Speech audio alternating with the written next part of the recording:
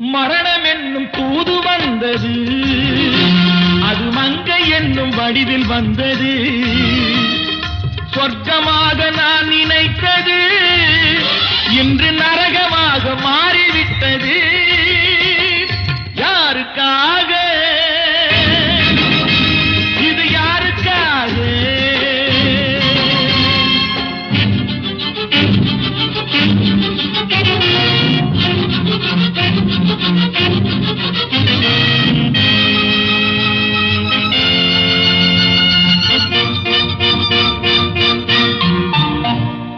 மலரைத்தானே நான் பறித்தது, கைமுள்ளின் மீது ஏன் விழுந்தது?